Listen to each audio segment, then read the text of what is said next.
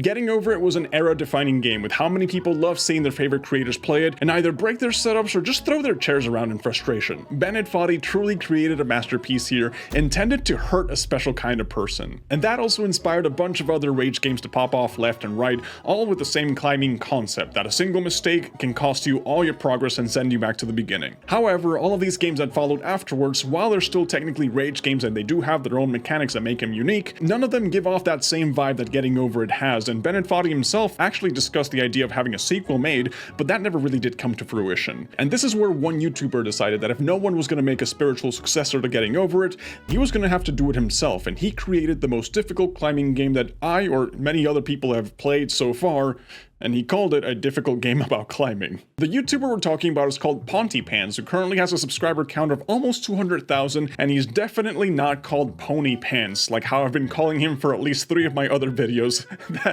That is my bad. Pontypants, not Ponypants. But he released a difficult game about climbing where you have to climb a huge map to make it to the top of the mountain, only using your hands, because for some reason your legs are made of spaghetti that just do not work, and it's been surging in popularity lately with thousands of sales and some of the biggest names in streaming playing the game and raging at it, and the people just love watching that, so it feels like we're back in 2017 when Getting Over It first came out. So the question here that people are asking is, who exactly is Pontypants, because he seemed to come out of nowhere, and how did he manage to revive the rage game genre basically overnight? Because I don't know if you guys remember, but after Only Up got taken down for copyright reasons, there hasn't really been a Getting Over It style, rage game to really just dominate the market the way a difficult game about climbing has lately been doing. So Pontypants has his YouTube channel centered around game development and documenting what he's working on as he improves, which is honestly the best way for you to make a YouTube channel if you want to get better at game development.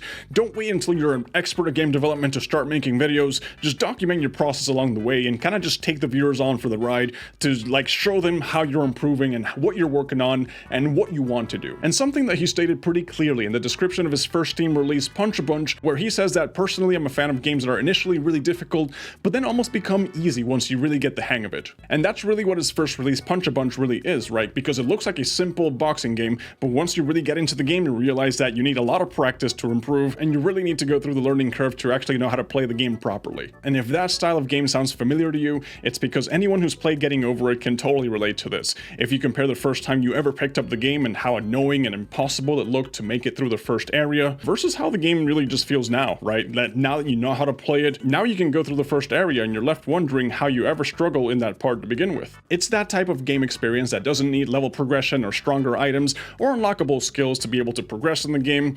It's really just the type of experience that you can only improve with practice, by making mistakes and just playing the game and figuring out what works and what doesn't work. A lot of trial and error goes into this. Actually, now that I think about it, that's what fighting games are about these days, because you either practice and you get good at the game, or you get destroyed by complete random strangers on the internet. But in this particular case, instead of being player versus player, it's more about the player going against the game itself. So to talk a little bit about the game, it took Pontypants basically a whole year to make a difficult game about climbing, and this was after he noticed that there was a gap in the market for rage games, because like we mentioned earlier, a lot of new rage games have come out like Jump King and Pogo Stuck, but while they still are rage games, they're so unique in their mechanics that they don't feel like you're playing a Bennet Foddy style game. So Pontypants built a difficult game about climbing specifically so it would resemble that style of climbing game where the game isn't really meant to be frustrating, right? It's not meant to use cheesy tactics to punish the player and piss them off, but it's sort of like a relationship that the player develops with the game, where the more time you put into practicing how the game works, the easier and easier it gets for you,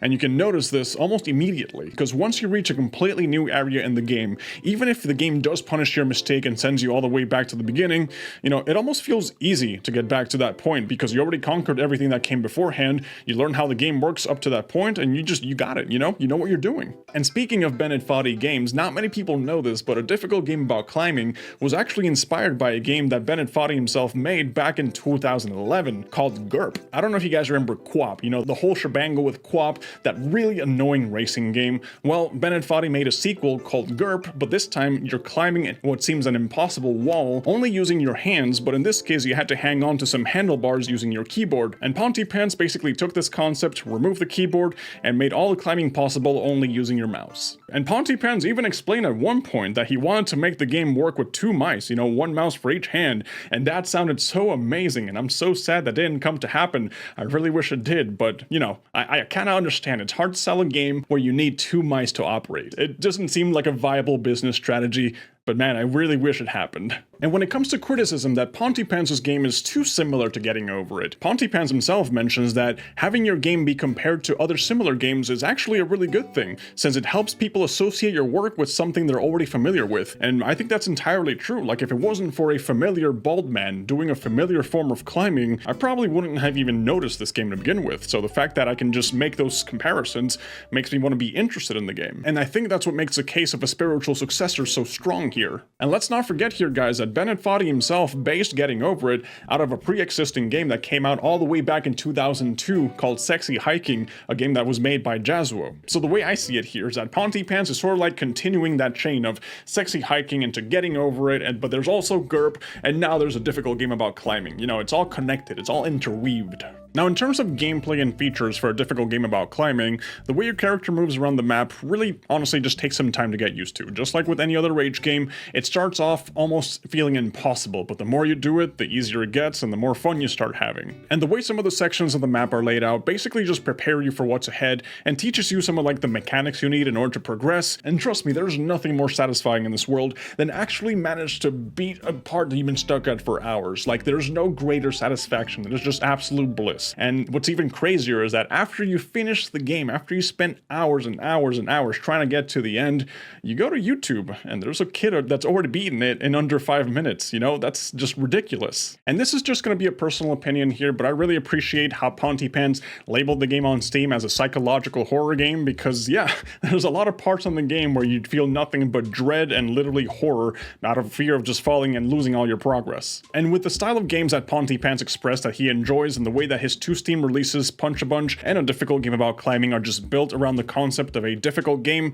that maybe becomes a little too easy once you master it. Like, I could easily see Pontypants becoming one of the pillars, one of the like the big YouTube pillars in terms of game development, and dominate the Rage game genre, kind of like how Danny is known for his heavily meme-based game developer lifestyle with funny edits and the cursed-looking aesthetics and, you know, almost like the cult-like following that he has. I can definitely see Pontypants, if he continues doing what he's doing, reaching that level of insane popularity.